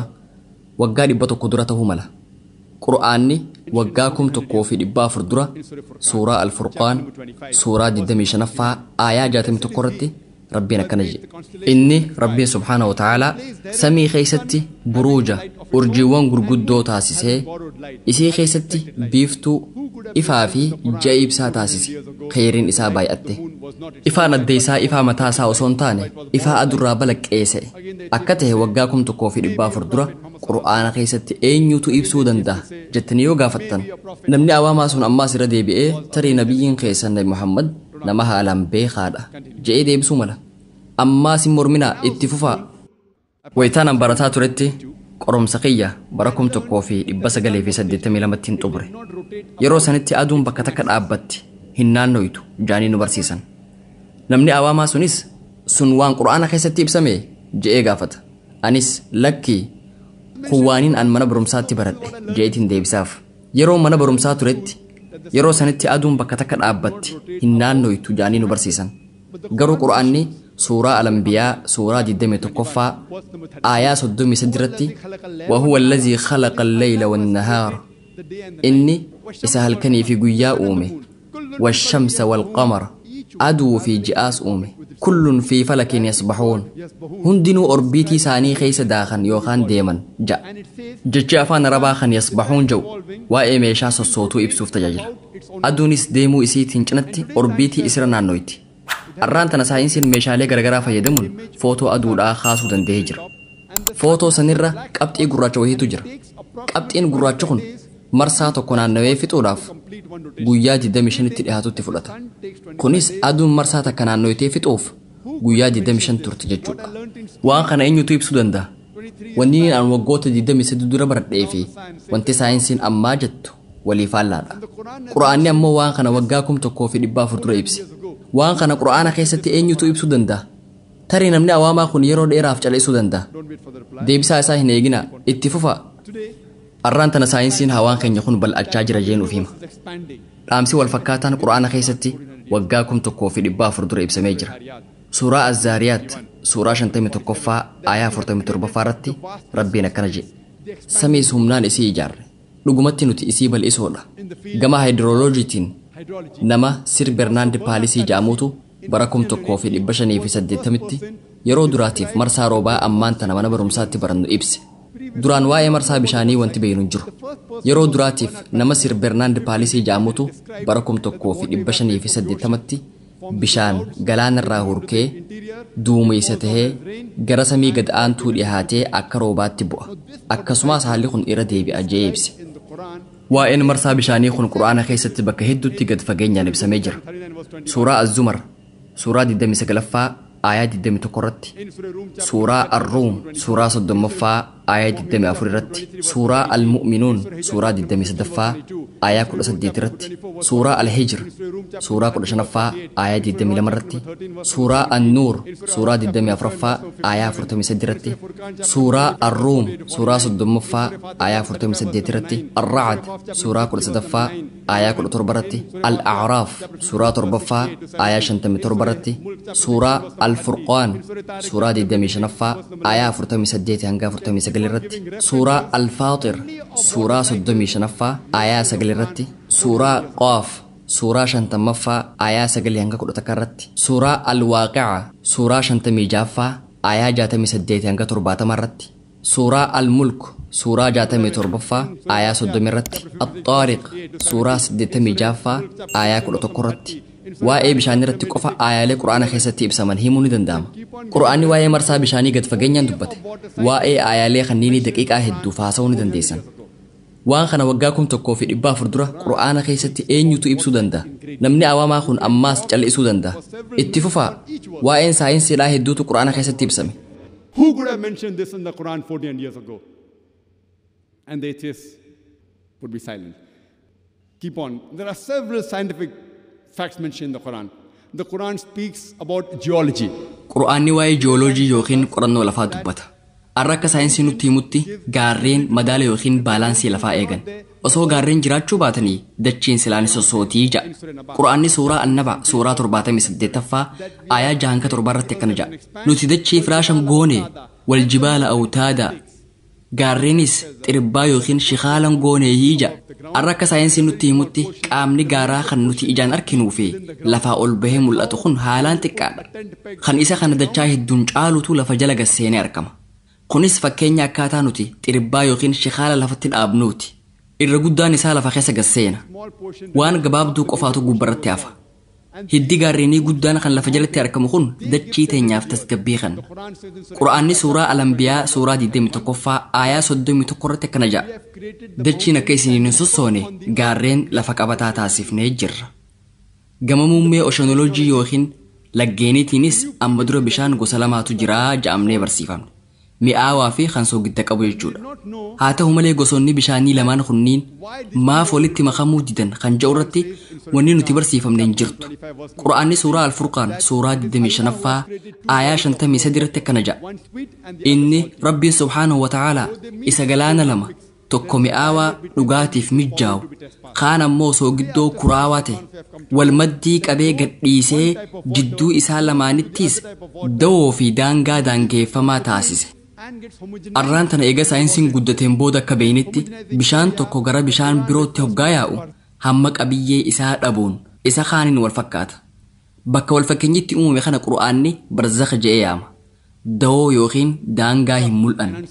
Saayinsiin waan kana dhiheenya kana rage quraanni waggaa 1400 dura ibse. Gama baayoloojiitiin quraanni suuraa Al-Anbiyaa suuraa 21ffaa aayaa 30 irratti akkana ja'a.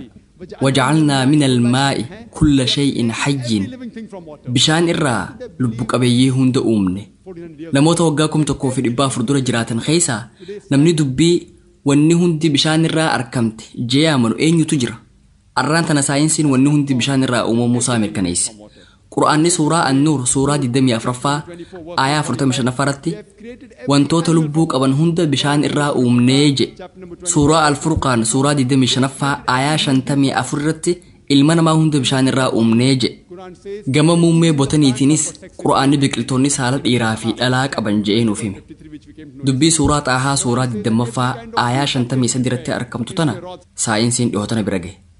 Akkasumas Qur'aanni fuduraaleen hundi lama lamaan yookiin qindiqindiin uumamuu nuuf hime. Kunis suuraa Ar-Ra'd suuraa 13ffaa aayaa 3 irratti argama. Gama muummee zooloojiidhaanis Qur'aanni waa'ee jireenya bineensotaa dubbata. Suuraa Al-An'aam suuraa 6ffaa aayaa 38 irratti argama. Qur'aanni waa'ee jireenya kanniisaa suuraa An-Nahl suuraa 16ffaa aayaa 68 hanga 69 irratti dubbata. Qur'aanni waa'ee aaroo yookiin daarabaaftuu suuraa Al-Ankabuut suuraa 29ffaa aayaa 40 irratti dubbata. Waa'ee mixii yookiin goondaa suuraa An-Naml suuraa 27ffaa aayaa 17 hanga 18 irratti dubbata. Nuti waa'ee uumama kanneenii gad fageenyaan mixii, aaroo fi kanniisaa dhiheenya kana beekuu dandeenya. Qur'aanni ammoo akka gaariitti waggaa 1400 dura waa'ee isaanii dubbate. Waan kana gaafas eenyutu dubbachuu danda'a? Qur'aanni waa'ee damee fayyaatis ni dubbata. Deema keessa dawaa waa hundaatu jira jedhe. Suuraa An-Nahl suuraa 16ffaa aayaa 68 hanga 69 irratti argama. Qur'aanni akkaataa uumama aannanii fi marsaa dhiigaatis ni dubbata. Suuraa An-Nahl suuraa 16ffaa aayaa 66 fi suuraa Al-Mu'minuun suuraa 23ffaa aayaa 21 irratti argama. Qur'aanni waan nuti dhihoo tana beekuu dandeenya waggaa 1400 dura dubbate. Qur'aanni waa'ee fayyaa, fiiziyooloojii, imbiriyooloojii dubbata. Sadarkaaleen guddina ilma namaa gad fageenyaan suuraa Al-Mu'minuun suuraa 23ffaa aayaa 12 hanga 14 irratti ibsaman. Qur'aanni waa'ee jeenetiksii dubbata. Daa'imni garaa haadhaa keessatti uumamtu saala akkamii akka qabaachuu maltu murteessa kan jedhus suuraa An-Najm suuraa 53ffaa aayaa 45 irratti nuuf hime. Qur'aanni waa'ee ashaaraa qubaa suuraa Al-Qiyaamaa suuraa 75ffaa aayaa 3 hanga 4 irratti nuuf hime. Eega qabxiilee saayinsii tan Qur'aana keessatti argamtu tanneen nama awaamaa sanitti himtaniin booda waan kana waggaa 1400 dura eenyutu dubbachuu danda'a jaa gaafadhaa. Deebisaan isaa uumaadha, hojjetaadha, argamsiisaadha, khalaqaadha kan jawta. Uumaa kanaan, hojjetaa kanaan, argamsiisaa kanaan, khalaqaa kana nuti musliimoonni Allah jennee yaamna. Kanaafuu waahii xumuraa fi goolabbii Qur'aana fayyadamuun waa'ee jiraachuu Rabbii nama awaama ta'eefis mirkaneessuu ni dandeenya. Haa ta'u malee waa'ee jiraachuu Rabbii nama awaamatti himuudhaaf saayinsii fayyadamaa jirru. Nama awaamaatiif ulaagaan waa hundaatu saayinsiidha. Ulaagaan keenya ammoo Qur'aana. Nuti ulaagaa keenya fayyadamaa, ulaagaa isaatiin wal bira qabaa. Ulaagaan keenya Qur'aanni kabajamaan waan hunda caalaa ol aanaa ta'uu ibsuuf yaalii goona. Kanaafuu namoota akkanaatti da'waa wayita goonu wal fakkeenya irratti xiyyeeffachuu qabna. Namni sun saayinsiin waa hundaa'uu ni caalti je'ee yoo amanu ta'e nuti saayinsii fayyadamuun saayinsii fi wantoota wal fakkaatoo Qur'aana keessa jiran ibsuufiin akka gara diin Islaamitti dhiyaatu goona. Rabbiin Qur'aana keessatti suuraa An-Nahl suuraa 16ffaa aayaa 125 irratti akkana jedhe. ادعو إلى سبيل ربك بالحكمة والموعظة الحسنة وجادل بالتي أحسن. Gama karaa Rabbii keetii hayyummaan hikmaa bareedduun yaami. Falmii irra gaarii taateen isaan falmi. Da'waa hikmaa fi karaa irra gaariin godhuu qabna. Haalli ammaan tana keessa jiru jijjiiramee jira. Keessattuu eega haleellaa fulbaana 911 as musliimoota irratti xiyyeeffatamee jira. Olola haalaan hamaa ta'e miidiyaaleen addunyaa Islaamaa irratti hafarsaa jiran. Gaazexoota, barruulee, buufataalee raadiyoo, chaanaloota televezyiinii irratti waa'ee Islaamaa olola hamaatu gaggeeffamaa jira. Waa'ee Islaamaa kaasuun odeeffannoo dharaatiin sammuu namaa faalutti jiran. Odeeffannoolee dogongoraa kanneen sammuu namaa keessaa qulqulleessee baasuun dirqama muslima hundaati. Karaaleen da'waa ittiin godhan hedduutu jira. Wanni haalaan baratame waa'ee bareedina Islaamaa kumaantamaan lakkaa'amu nama musliman ta'initti himuudha. Waa'ee bareedina Islaamaa kumaantamaan lakkaa'amu nama musliman ta'initti osoo himtaniihu keetti himtan sun illeen osoo kanarratti isiniin waliigaleehu sammuu isaa keessatti isin muslimoonni warra shororkeessaa suniimi kan jedhu yaada. Isin fundaamentaalistoota. Isin warra jaartii takkaa ol fuutan sanniin. Isin warra dubartoota hijaabatti uffisuun cinqitan sanniinii ja'a. Ilaalchoonni negatiifa ta'an kan sammuu nama musliman ta'in keessatti bocamanii jiran kunniin namni sun akka bareedina islaamaa hin fudhanne isa dhoorkan. Ana akka nama dhuunfaatti wayita nama musliima tahin walitti dhufnu islaamummaa keessaa maaltu dogongora jettee amanta je'eetiin qajeela gaafachuu filadha.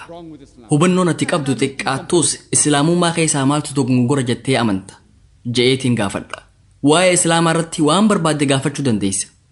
Islaama qeequu ni dandeessa. Islaamummaa arrabsuus ni dandeessa. Islaamummaa haleeluus ni dandeessa je'eetiin bilisummaa isaaf kenna.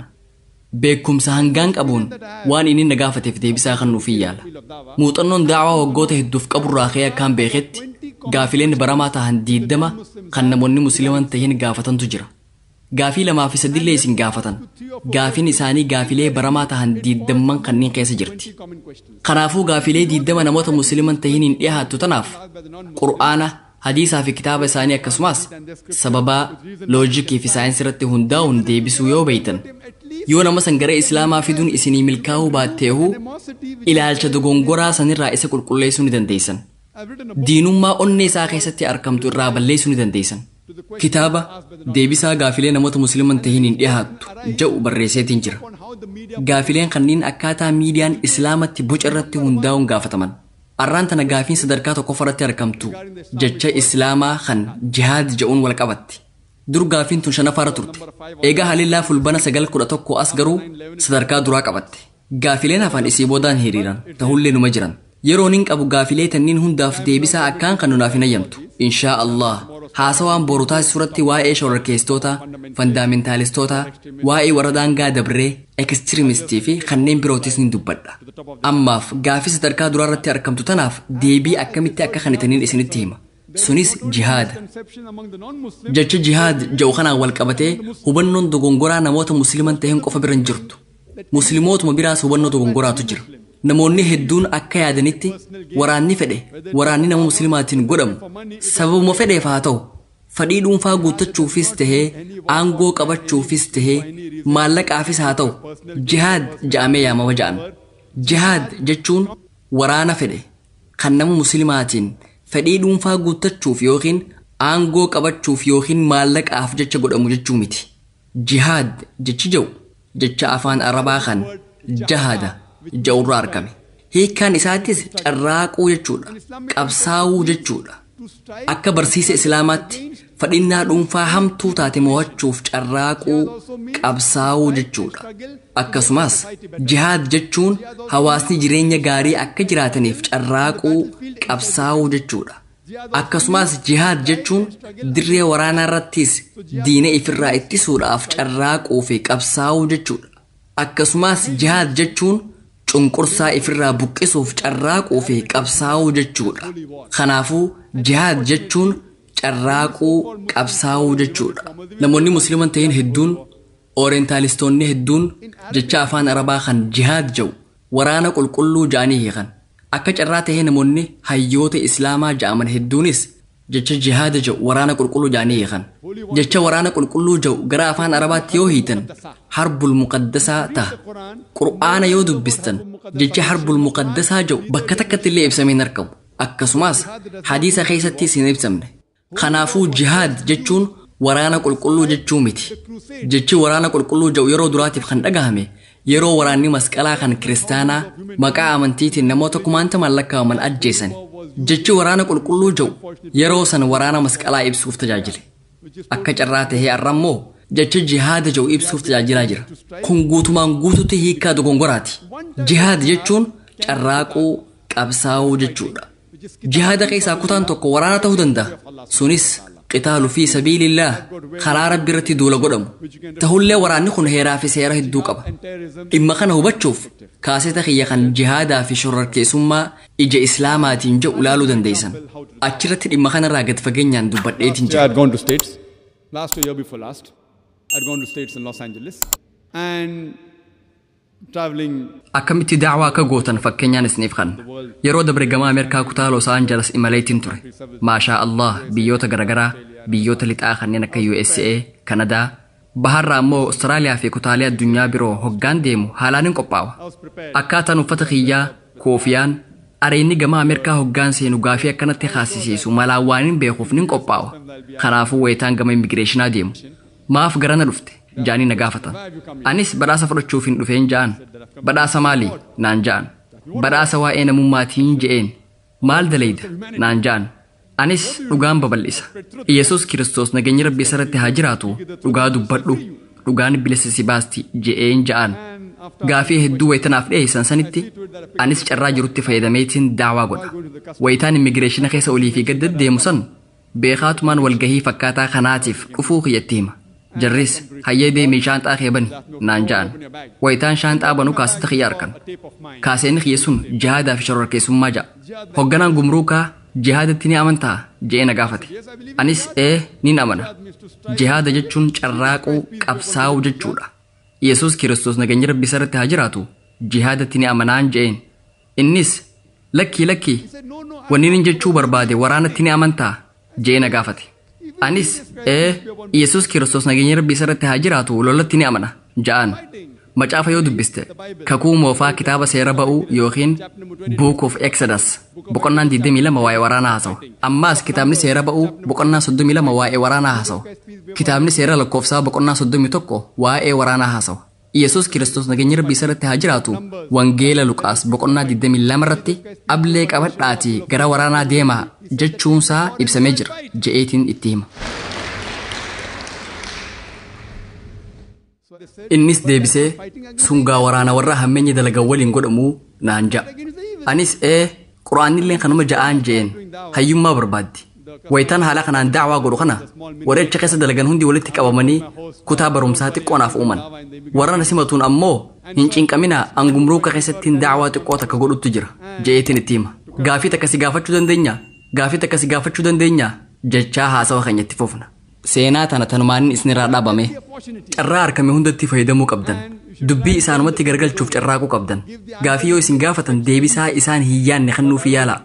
Garuu hundi keessan akkas akka gootan hin fedhu. Tarii rakkoo keessanuu maltan. Namoota aangoo qabanitti dubbii naanneessuuf yaaluu irratti if eeggannoo guddoo godhuu qabdan. Tarii rakkoo keessa seentanii Dr. Zaakirtu akkas godhaanuun je'ee jechuu maltan. Haala jiru irratti hundaa'ee qeeqee isaan quraana irratti dhiyeessan deebisuuf macaafuma keessatti wanni wal fakkaataan ibsamuu isaa himuu dandeessan. Indiyaatti ammoo mala biraa fayyadama. Furtuun ijoon tokkuma. Garuu achitti baagwaad giitaa fayyadama. Waa'ee mahaabaratirraa dubbadhaa. Wayita namni amantii hinduu hordofu quraanni dogongora. Waa'ee waraanaa dubbata je'ee qeequ. An ammoo quraana caalaa dubbiileen waa'ee waraanaa haasawan hedduun mahaabarat keessa jiraachuun itti hima.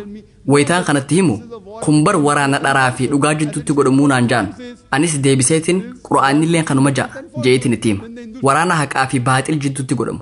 Yeroo tana namni hinduu sun akkas taatu quraana irraa rakkoon qabnuu je'ee dubbata. Kitaaba hinduu kan haalaan beekamu baagwaad giitaa yeroo dubbistan boqonnaa tokko lakkoofsa 43 hanga 46 irratti waraana ilmaan obboleeyyanii jidduutti godhameetu jira. Waraana paandaavootaa fi kaawuraavootaa jidduutti godhameetu jira. Arjuun ammoo warra paandaaf keessaa isa tokko. Dirree waraanaa sanitti seefii isaa lafa kaa'e. Shrii Kirishniin gooftaa hinduu isa jaamuun akkana jeetti dubbate. Ilmaan obboleeyyanii kiyyaan loluu mannaa seefii ifirraa lafa kaa'ee ajjeefamuun filadha. Boqonnaa baagwaad giitaa kan itti aanee dhufu boqonnaa 2 lakkoofsa 2 hanga 3 irratti gooftaan Shrii Kirishniin jaamu dallansuun arjuuniin akkana jedhe. Balfee akkanaa kun akkamitti onnee kee keessa seene? Akkamitti nama dadhabaa taata? Dadhabaa jee isa yaame. Dabalataan baagwaad giitaa boqonnaa 2 lakkoofsa 31 irratti warri Shatiriyaa dirqama waraana irratti hirmaachuu qabdan. Yoo waraana hin goone gara dachee jannataa deemuu hin dandeessan. Dachee jannataa sanirraa hin isin fageessa. Shatiriyaawwan waraana irratti hirmaatan milkaa'an ja'a.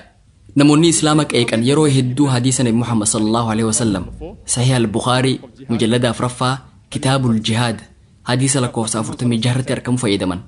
Ergamaan Rabbi akkana ja'a. Mujaahinni tokko yoo gara dirree waraanaa imalee ajjeefame jannata argata.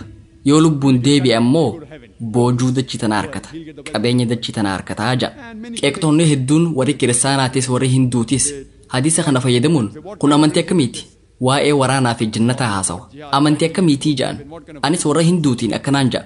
Yoo baagwaad giitaa dubbistan boqonnaa 2 lakkoofsa 37 irratti Shrii Kirishniin akkana jechuun arjuunitti dubbate. Yaa arjuun ka'ii loli. Yoo ajjeefamte dachee jannataa seenta.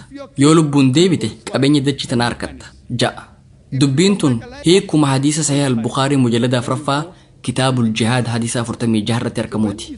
Kanaafuu namoonni Islaama qeeqan kunniin keessattuu warri hinduu kanneen akka aruun shuurii kitaaba isaanii waan dubbisanatti hin fakkaatu akkanumaan waa'ee quraana dubbatan dubbii akkanaa tana qabatanii yoo isaanitti dubbattan ilaalchi isaanii kan dogongoraa sun ni qulqullaawaaf تعالوا إلى كلمة سواء بيننا وبينكم جرجة نو في اسم جدتي والكتاتاتي خوتا خنافو رامس إسلاما نموت مسلما تهم برانجهن ترك أما مسلماتي دعوان فرديل هاتهم لك كجراتهن تي مسلموني أران تنا دعوة قرود أبو خينياف سبب دهيفن مالف دعوان قوني جتنيو غافتن قرين إن شاء الله غافا بيكم سهورا ني دعوة قونا جان يرون بيكم سهورا ريتين دعوة قد جنيان أبدا هندفتو بيكم ساكا شيخ أحمد ديدا ديونين كبادين دعوة قرود جلق أبجتني يادن تانان يرون كس جامت يوم اللي ندفتو حديث صحيح بخاري تقلمي فمرتي إرقام ربي صلى الله عليه وسلم بلغوا عني ولو آيات كلتات وان رأركتن برسيسا جان جتش سلاماتك يو بيتن وان سنسرت يو بيتن درك أما خيسن بهوك أبدن يو تكات مسلمين هندي قوفتان تكو قفا كتيني بيخ تكات ميتر مالي دبدا نبي محمد صلى الله عليه وسلم إرقاماته نبينا إرقام ربي خانت أمورا في قولبي أكته نبينا يو تكات تندبدا يو أكمتي مركنيسيت جاني سنغافتني ديبسا واللالتن غراماناتي ديبياتي قرنا أوائي قرآن كلام ربي تو سارتي هاسا وتايسين قبا أكمتي مركنيستنيس دبديتين جرا وإن نبي محمد صلى الله عليه وسلم كتابا أمنتي غرغرا كيستي أكمتي أكيبسا مرتيس هاسا وقديتين جرا غرامانا غلاتي هجي مناتي سنوجدا حالا خنان إن شاء الله ربي لين سنكرغار مسلموني غرين أمونتي الأفون obboleessoo zaakir dura musliimoonni amantii isaanii sirriitti akka jabeeffatan eega gooneen booda warra musliiman ta'in gara islaamatti yaamnaanaan ja'an warra kanaanis wanni akkas jaamuun jiruun ja'an ergamaa rabbii sallallahu alaihi wasallam adeera isaanii amansiisuu hin dandeenye isin ergamaa rabbii caalaa jaboo ibseetanii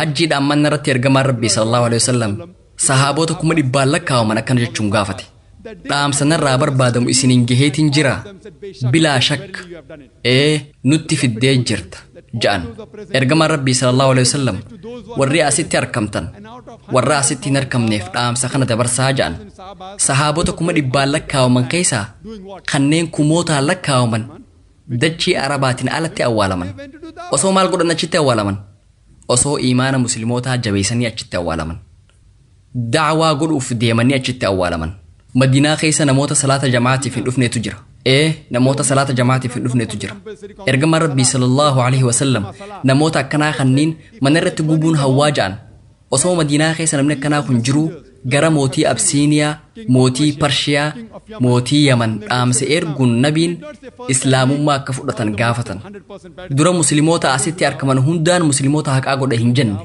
دعوة قولون مسلمه هندرت دركما نموني هدون ويتا دعوا قرو جلق ابنو نموني تقونو سنين إمو مخيس نرتت إيه فتانون جاني جان أنس ويتان دي بسوف أنا نمني توكو يود إما خيرتت إيه فتو نانجي أنس إما خيرتت إيه فتشا كان جروتينما إما أمنتيتين والكبتي مسلمني هندي إمي نمو برائي سچنكو كبا خنافو دعوا قرون إما خيرتت إيه فتشو إما أمنتيتين والكبتي واي أنا موتا بيروتيف چنكمون إما مسلموتا هنداتي dhaamsa islaamaa dabarsuun dirqama muslima hundaati ulaagaan jannata nama seensistu da'waadha akkuma rabbi suuraa al-asr suuraa 103 aayaa 1 hanga 3 irratti ibsetti verse 1 to 3 Allah says wal asr innal insana lafi khusr illa allazina amanu wa amilu solihati wa tawasaw bil haqqi wa tawasaw bis sabr yerooniin khadha dhugumatti namni hongoo keessa jira isaan amanan isaan dalagaa gaggaarii dalagan isaan haqa walii dhaamanii fi obsa walii dhaaman malee gara jannataa seenuudhaaf yoo xiqqaatte nama tokkorraa ulaagaa afurtu barbaachisa iimaana dalagaa gaarii da'waa fi namoonni akka obsaniif dhaamuudha kana keessaa wanni hanqate yoo jiraate jannata seenuu dandeessan tarii muslima gaarii ta'uu dandeessan salaata keessan guyyaa 5 salaatuu dandeessan hajjii godhuu dandeessan garuu yoo da'waa hin goone jannata seenuu hin dandeessan da'waan qofti ammoo geessuu miti ulaagaan afran wal maqixa iimaana dalagaa gaarii da'waa fi namootaaf obsa dhaamuu haala nagaa keessa jiraataa yoo da'waa hin goone jannata seenuu hin dandeessan rabbiin nama fedheef dhiifama godhee jannata seensisuun dalagaa isaati akkuma suuraa annisaa suuraa 4 aayaa 48 fi 116 irratti dubbatetti rabbi waan shirkii taate hin araaramu badii saniin ala jirtu ammoo yoo fedhe ni araarama. Yoo daawaa hin goone rabbi dhiifama naaf hin godhu gaafiin jettu gaafii addaati. Haa ta'u malee haala nagayaa keessa jiraannaan akkuma suuraa al-Asr irratti ibsametti yoo daawaa hin goone jannata hin seentan. Keessattuu namoota hawaasa musliman ta'in keessa jiraataniif kun dirqama. Dhaamsa islaamaa nama musliman ta'in biraan gahuun dirqama muslima hundaati.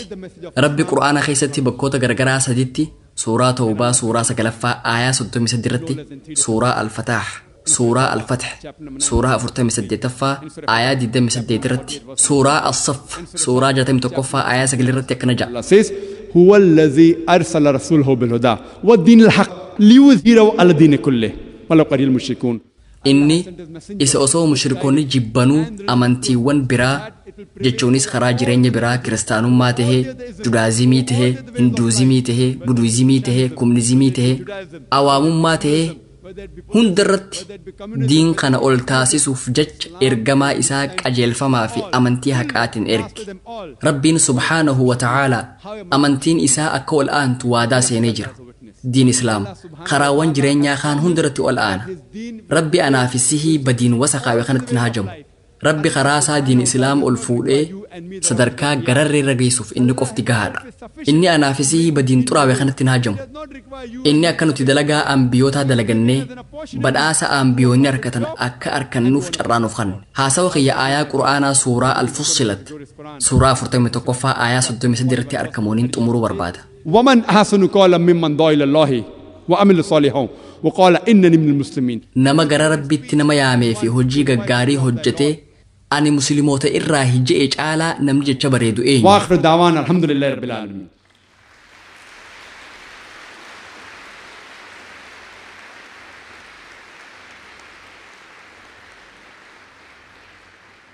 Jazakallah khair. I hope